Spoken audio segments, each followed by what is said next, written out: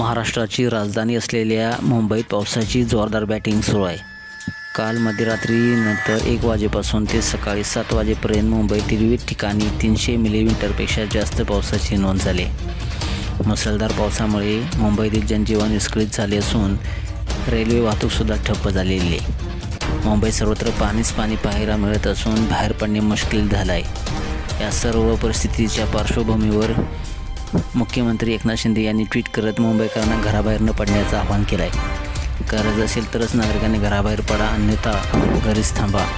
याबाबत एकनाथ शिंदे यांनी ट्विट करत म्हटलं आहे की मुंबईत सर्वत्र मुसळधार पाऊस झाल्यामुळे जनजीवन विस्कळीत झालं आहे। रस्त्यावर वाहतूक कोंडी झाली असून रेल्वे मार्गावरील वाहतूक देखील बाधित झाली आहे।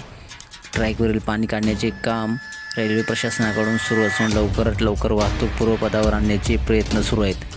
सर्व आपत्कालीन यंत्रणांना हाय अलर्टवर राहण्याचे निर्देश दिलेले आहेत। गरज असेल तरच नागरिकांनी घराबाहेर पडावे। तसेच मुंबई मनपा, पोलीस प्रशासन आणि आपत्कालीन यंत्रणेला सहकार्य करावे असे आवाहन मुख्यमंत्री एकनाथ शिंदे यांनी केलेले आहे। मुंबईत आजही धुवाधार पावसाची शक्यता असून त्याच पार्श्वभूमीवर सर्व शासकीय आणि खासगी माध्यमांच्या शाळांना तसेच महाविद्यालयाच्या पहिल्या आणि दुसऱ्या दोन्ही अशा सत्रासाठी सुट्टी जाहीर करण्यात आलेली आहे। मुंबईत जी नोकरी करतात त्या नोकरदारांना सुद्धा घराबाहेर न पडण्याचं आवाहन करण्यात आलेलं आहे।